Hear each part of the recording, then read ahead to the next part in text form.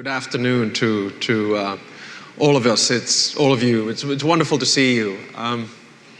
It's strange to stand here as a Finn to talk about happiness because, we Finns are a little bit shy. You know what the difference is between an introvert and an extrovert Finn, right? Well, the introvert, when he talks to you, he looks at his own feet. And the extrovert, when he talks to you, looks at your feet. So out of all the Scandinavian countries, we're perhaps not the, blossoming of smiles, if you will. Now, if you look at all the indicators in the latest reports, indeed 5 out of the 10 happiest countries come all from Scandinavia. I think Norway is Hygge, Denmark is Hygge, the happiest. Then comes Norway, then comes Iceland, and then comes Finland. And then finally Sweden. Now the rest of us Scandinavians are happy that Sweden is last, right? But don't worry about it. Swedes should be very happy right now because I just looked at the first results from the Winter Olympics in Korea, and the first skiing event was won by a Swedish female. So congratulations, Sweden. Norway was second and Finland third. It's wonderful to be here today, and what I will do is speak about happiness through 3 points. The first one is about individual happiness, and that's very personal, I think, for all of us. The second one is about Scandinavian happiness, and what we think the secret recipe is. And then finally, the third one is about the future of happiness, where I think there are a few ethical questions that we need to seriously start looking at in the machine age. I will give you 2 pieces of advice on how to achieve a happy life at the end, and they actually have to do with numbers. Now, before I begin my 3 points, I should say that the topic today, life, liberty, and the pursuit of happiness, is just an indication of the fact that the issue has been out for a long time. We all know that Aristotle already was looking for the virtuous, the happy life. We know that John Locke, in the Second Civil Treatise of Government, which was then adapted to the US Constitution, talked about life, liberty, and the pursuit of property. And the US Constitution government changed it to happiness. I had to bring the element of temperature in here because, I come from a quite cold country and we can be happy out there in the cold as well. Now, first point then is individual happiness. We've talked a lot about it and the different indicators here today, and we've talked about empathy and many other things. I think there are 3 things that you need to do in life in order to be happy. The first one has to do with your mind, the second one has to do with your body, and the third one has to do with the relationships around you. On the mind, I think the key is to have a curious and open mind.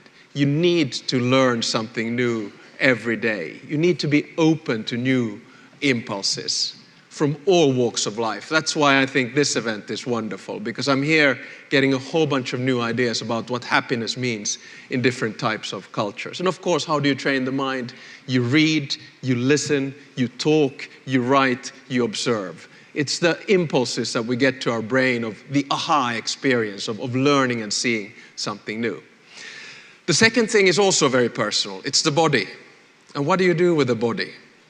I teach or talk a lot in schools, and in today's world where we're obsessed with the way in which we look, I try to tell all the kids that, listen, it doesn't matter what you look like, it matters what you feel like. And that pertains to your body. And I think there are 3 very simple things you can do in order to keep your body intact and feeling good, regardless of what you look like. Number 1 is sleep. Can I test you? How many of you slept 8 hours tonight? See, that's bad. How many of you slept 7?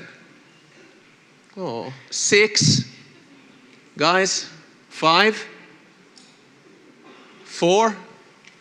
Hey, go back to the hotel.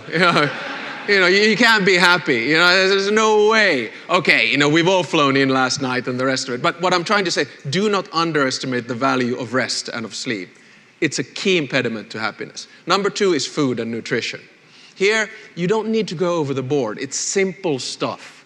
If you're tired, you usually eat bad. When you eat bad, you keep on munching. When you munch, you need to get your blood sugar levels up, and you keep on eating crap. That's how it goes. That's why when you were eating out there, if you had slept bad, you were probably roaming there already with the desserts and dates and all kinds of things. Whereas if you ate well, you got your energy from salads and fruits and vegetables, correct? I see a lot of nodding going around. What I'm saying is that don't underestimate the value of food in terms of your well-being. It's very important. And we don't feel it that much. It pays not to have too much white wheat. It pays not to have too much sugar. It pays not to drink too much alcohol. And it certainly pays to eat vegetables and fruit.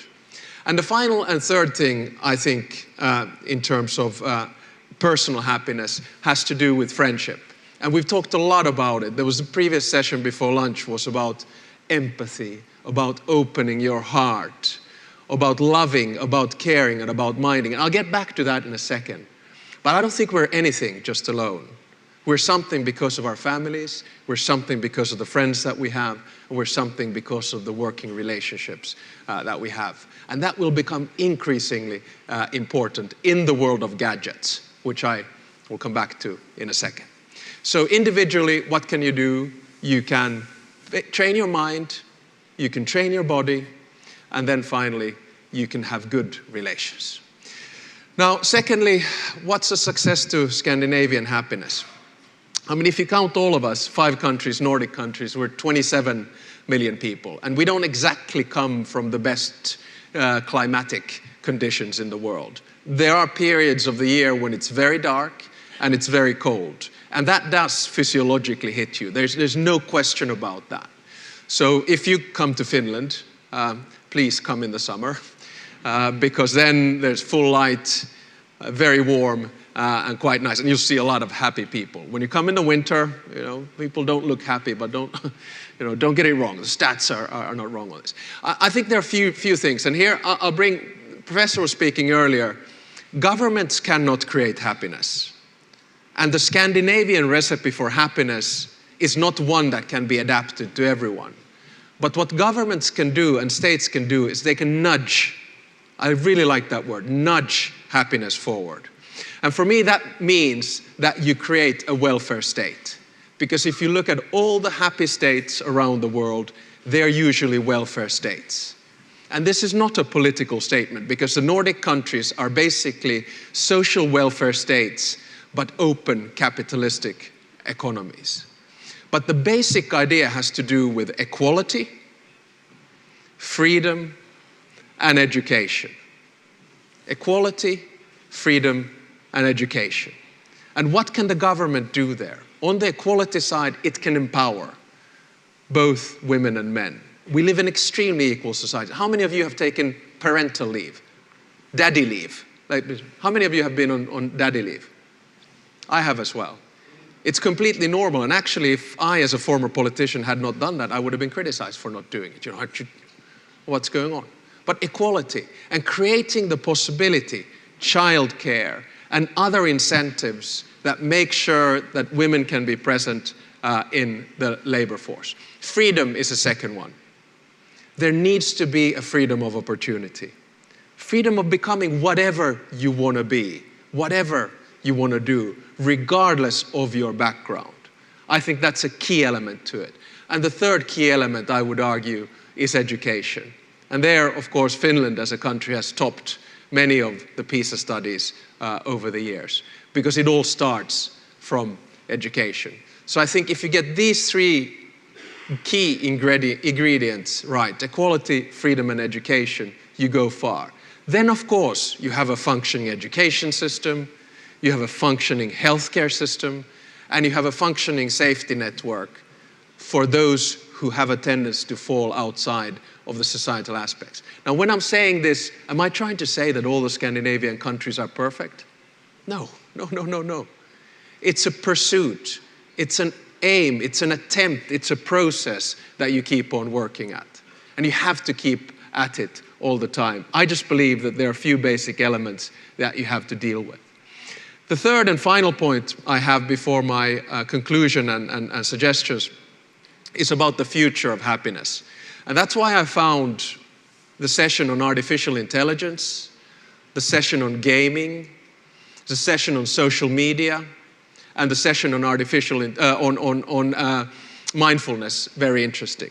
You see, my thesis is that As we are in the midst of a technological revolution, of artificial intelligence, of machine learning, of robotics, of possibly virtual reality and augmented reality in the future, we have a danger of detaching ourselves from humanity, from empathy, from love, from caring. I also think we're going to have huge ethical questions emerging from the future of artificial intelligence. Data collection is one of them. You remember that constitutions were created to protect the individual from the state or the minority from the majority? We haven't even started yet regulating or thinking about the ethical code for big data and artificial intelligence. Because nowadays, entities such as Facebook, Twitter, Snapchat, Google, Microsoft, the list goes on. They are the ones who have the data. It was fascinating to see the statistics about the prediction of well-being or health through Twitter. Basically, that could predict areas of disease better than normal medicine or age or sex or background as such.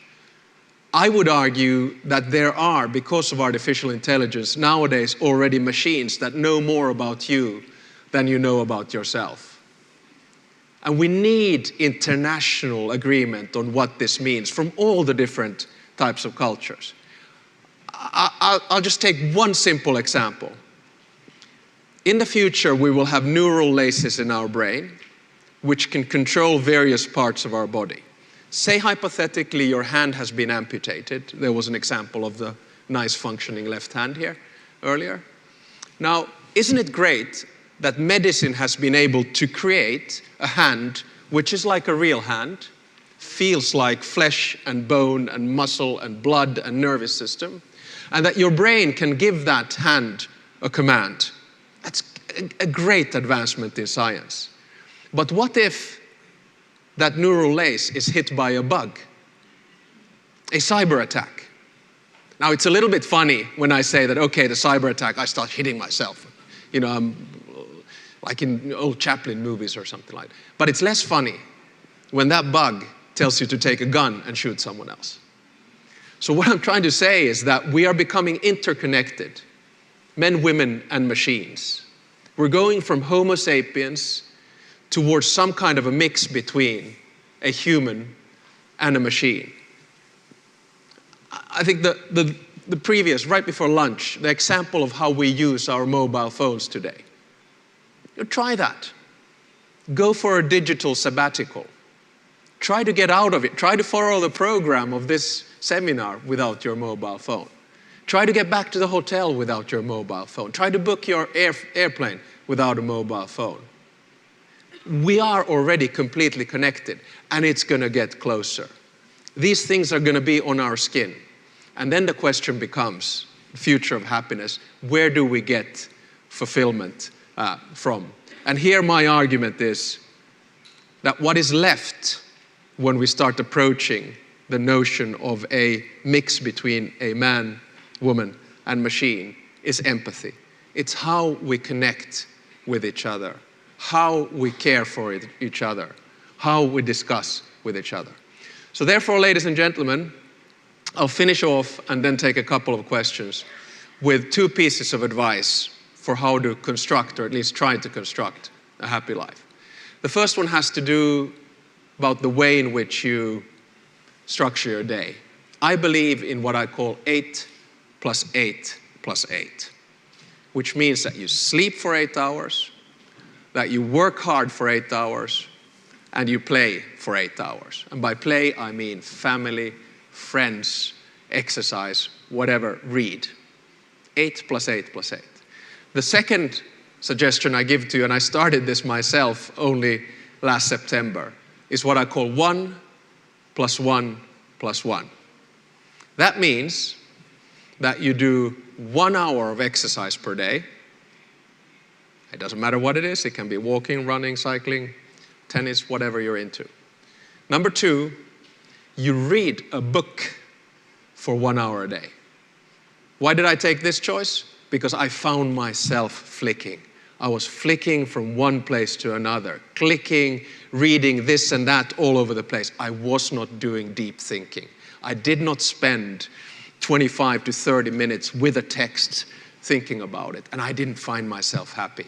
Now I've been reading a book for an hour a day for the past 4 or 5 months, and believe me, it increases happiness. Okay, it's easier for me because I travel a lot, so I can read a lot on planes, but believe me, it's a fantastic sensation. And the third thing is the most difficult. Only do 1 hour of social media per day. You try that. And believe me, that is probably the most difficult one. I mean, what stopped me during the presentation before lunch was that when he started to speak, I was on my phone. And that's how we are. So go for 8 plus 8 plus 8 and 1 plus 1 plus 1. So ladies and gentlemen, these were the points I wanted to make about personal happiness, mind, body, and friends, about Scandinavian happiness, equality, freedom, and education, about the future of happiness. Remember to be human beings, not machines. And about advice, 8 plus 8 plus 8, 1 plus 1 plus 1. But can I tell you one thing to finish off with? We were trying to think about how to brand the Scandinavian countries. You know, what would be the telling story of the slogan like Incredible India? You know what we came up with? Scandinavia, even cooler than you think. Thank you very much.